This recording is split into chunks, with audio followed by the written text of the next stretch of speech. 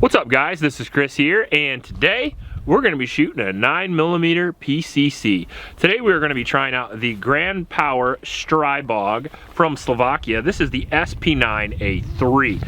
There was so many requests on my previous video that I put the SP9A1 on to get the new A3 because this one is roller delayed. So I figured why not? Stribog is known for being relatively affordable.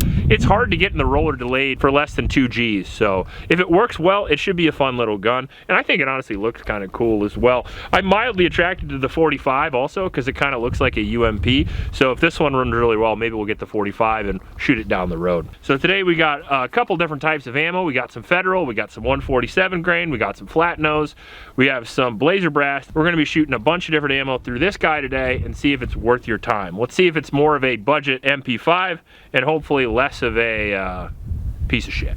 Now before we do that, I do want to thank the sponsor of this video, the Sonoran Desert Institute. If you want to get an education in anything firearms related, gunsmithing, drone technology, or anything else associated with firearms, please go down and check out the Sonoran Desert Institute. Don't forget to lube your equipment.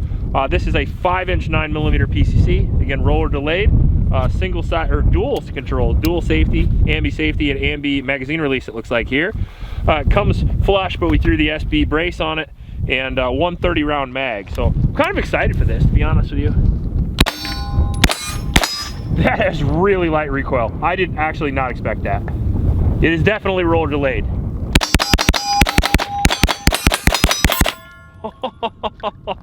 Oh, I needed this.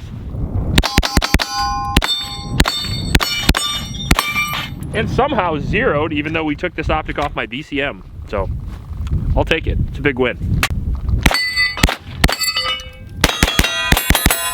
I mean, you barely even have to hold on to this.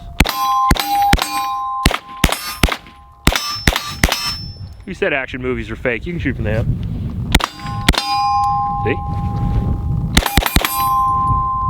Well, like someone is showing off now.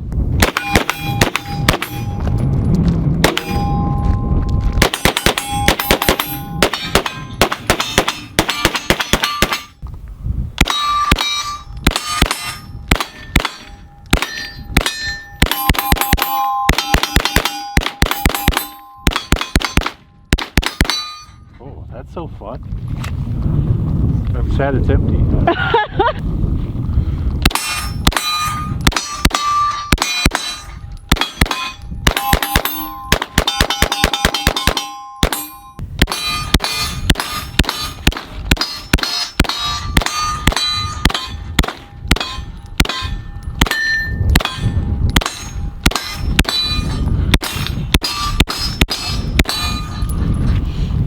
If you want your girl to shoot, PCCs are a good way to go.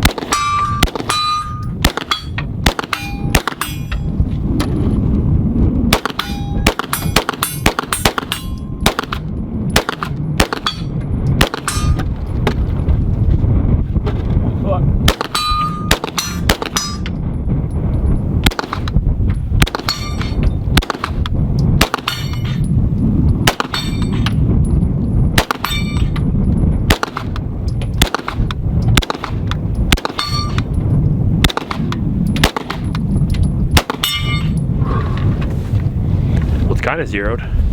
Alright, so overall, I think this was probably the best this could have gone. The Grand Power Stribog really pulled through, and we shot mixed ammunition, a whole bunch of different kinds of stuff, including some Federal flat nose, which doesn't work on a lot of stuff, and it ran in the Grand Power, so consider me pretty impressed.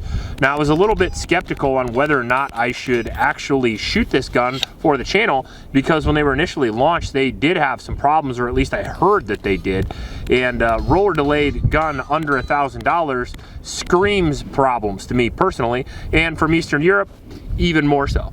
But in the case of this, at least with the ammunition that we shot through it, not only was it fast, accurate, low recoiling, but it was very reliable as well.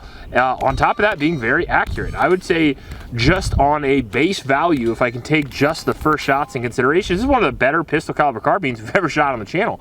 And that is not what I expected. That's probably what I should have expected, considering Grand Power has a lot of fans. As a matter of fact, I've had a ton of you guys tell me not only shoot this, but their pistol. So it makes me more interested interested in trying more of their products. It looks pretty cool, to be honest with you. I like the square face, the M-LOK rail on top with the quad rail on the top and bottom is pretty neat. The charging handle is very, very useful on the left side, right where it should be. The bolt is big, but you don't feel any recoil impulse really at all, and I'm not kidding about that. It feels very MP5-like, which is very, very nice. The magazine, only one 30-round magazine, which does suck, but it is translucent and it was reliable. Flat face trigger right away in the gun, pretty sick. The trigger was really good. Ambi controls, the safety out of all the things on the gun feels a little flimsy, not very tactile. It's very easy to flip back and forth.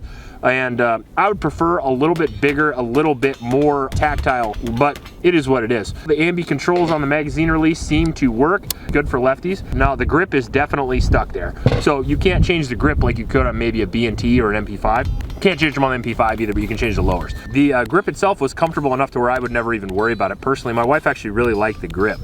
The back end of it here is just Picatinny rail on the back with a QD sling swivel mount. Probably the best thing you can do in 2025, in my opinion, because not only do people want to run QD sling mounts, but also this gives you the option to run any sort of buffer brace system, whatever you want to do on the back of there that you want to. This is just SB braced for SIG MCX, and it worked really, really well on this one. Now, one thing we didn't try, but I do think is interesting, is the flip-up sights. Obviously, they are very, very low pro, so I do like that feature, though. A lot of people shit on that. I like the fact that a gun comes with sights, so if you don't want to spend the extra $500 on an optic, $200 an optic, whatever optic you want to go with, you can take the gun out right from the gun store, buy some ammunition, flip the damn sights up, and shoot it old school, and I really prefer that. And in all fairness, iron sights on a very close range weapon is just fine in the first place. You know, this is a day and age where everybody's running dots, everybody shits on iron sights, but iron sights still work. They've worked for a long time, they're going to continue to work. And the little front white dot in that is very HD. The hooded front sight on it is sort of a very micro shitty version of an MP5, which is kind of cool. Threaded muzzle on there for a suppressor, which we didn't use on this one. This one doesn't have a tri-lug, it is a 1/2x28.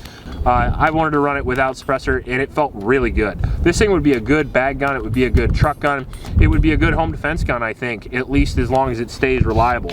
Very soft shooting, easy to use, economic to pick up because it's under $1,000. It was like $9.99, and then the ammunition is really cheap too. And I have to assume these magazines are cheap. I mean, they look cheap, and I imagine that they are. Overall, pretty good experience so far. Definitely not a review. We're gonna have to shoot this guy a lot more to make sure it is as durable and reliable as, let's say, a CZ Scorpion or maybe an X-Star, something like that. But so far, so good. I like the ergonomics. I like the shootability. Super quick. I love the trigger, man. I like the price too. If you like this video, please like and subscribe. Please support Oklahoma shelters, and remember to recycle. I'll check you later.